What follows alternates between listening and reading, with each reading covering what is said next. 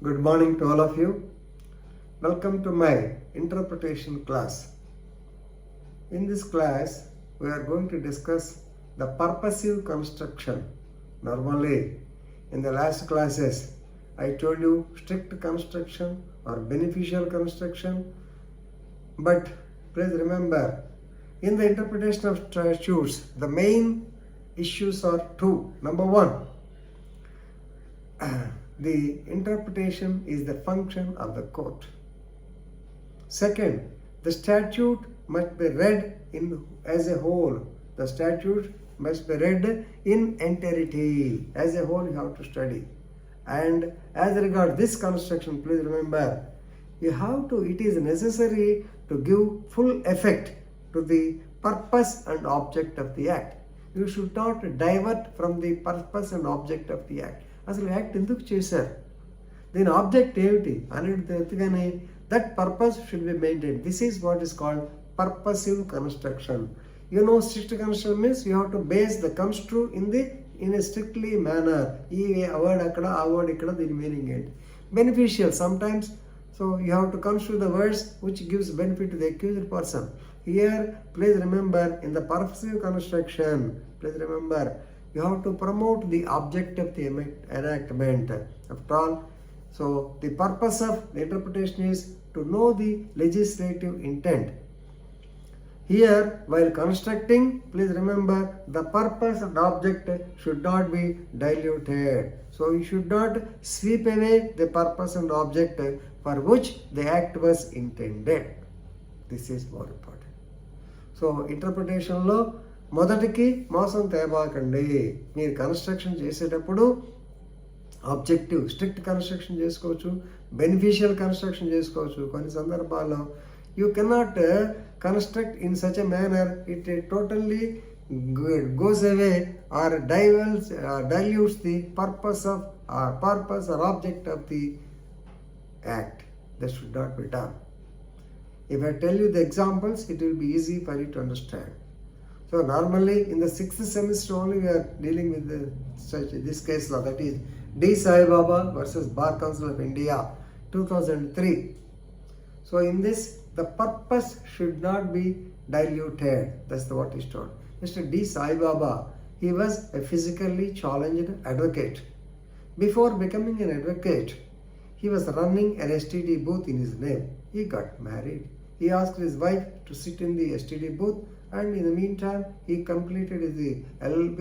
He got enrolled as an advocate. Of course, in the evening times, he used to go to the STD booth, and there are certain allegations against him. So the allegation is that he was indulging in business. He was indulging in business of running an STD booth. Somebody sent petitions. A complaint has come to the Bar Council. Bar Council started conducting inquiry. So during the inquiry, they stated that, please remember, Arey Baba, you are a physically challenged person. So do one thing. You transfer the STD booth in the name of your wife. You continue as an advocate. Very good decision, very good suggestion. But you have to do it before 31/3, some date, 2001, 31/3/2001 if I am correct. But he could not do it. The red tapeism in the government agencies.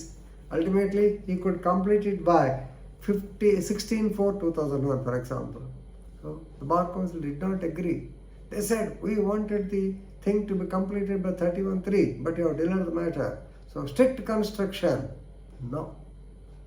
What is the purpose of Advocates Act? The purpose and object of the Advocates Act is that the interest of the advocate should be protected. That the mischievous activity of the advocates, definitely they should be deprecated. When that man, poor man, after all 15 days delay, so you can't take away the purpose of the act. He has to be reinstated. Once again, his name has been found in the roll of advocates. Second case, a negative example. So, for the purpose, please remember, you should not go out of the way also. Sanjay Dutt versus Union of India, State of Bombay.